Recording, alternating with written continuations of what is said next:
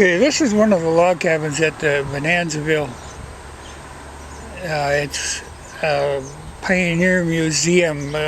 This was actually one of the original log cabins around, and it was moved into this area. You know, there's all kinds of old buildings that have been moved in here. But this was a fairly typical structure.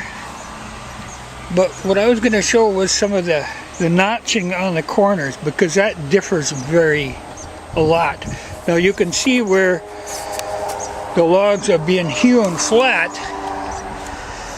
but there was a reason for that.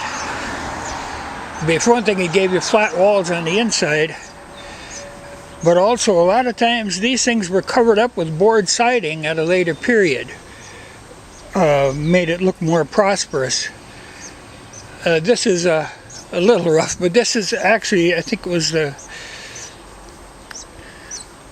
one of the first houses in Fargo.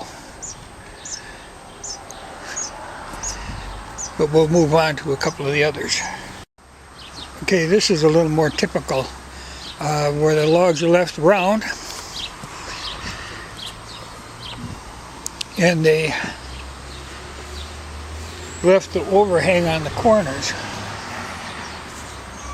You know, quick, easy to build. Just a simple saddle notch.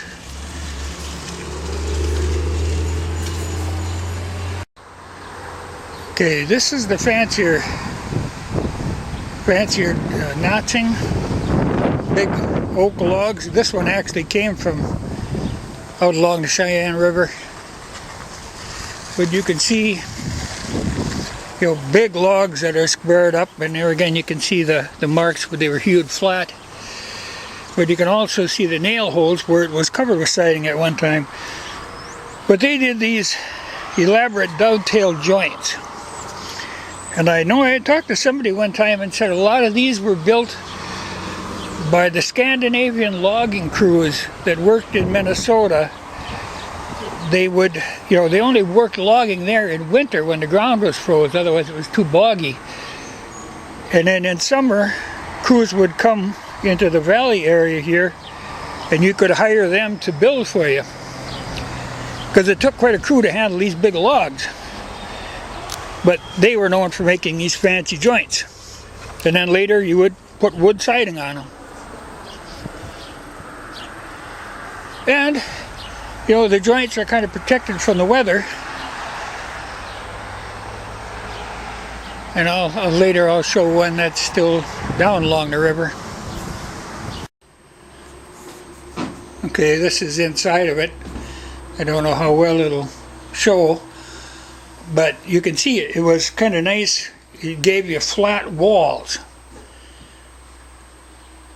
And this was built in 1874. And you see that it's an old way of doing your floors, where you wove strips of rag rugs, and then you would normally put a layer of straw down underneath the rugs, and then every fall when you threshed, you would pull the rugs up, beat them, and put new straw down. Now these rugs are real old, but I actually rewove them once, maybe 10 years ago, because they were all falling apart. So the Historical Society hired me to redo them. And there ain't a lot of traffic there, so they seem to be holding up very well. But there's no straw under here.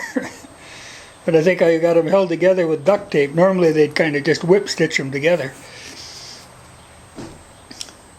But it made a nice warm floor, and that was the idea of the straw for insulation.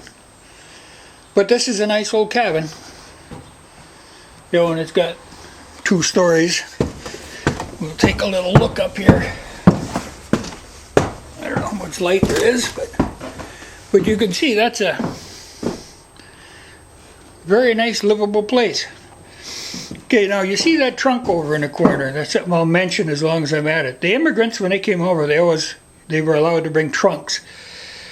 Now if you'll notice where it leans against the wall, it's got a round top.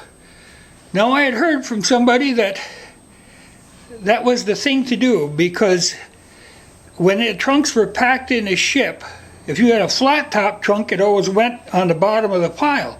A round top one ended up on the top of the heap, so you're more likely to be able to get at things that were inside the trunk during the voyage. I just thought that was a kind of a clever idea. When they started immigrating, I think trunk building got to be a big art form. But this is pretty nice. I mean, it's actually got boards on the inside here and insulated. Good floor.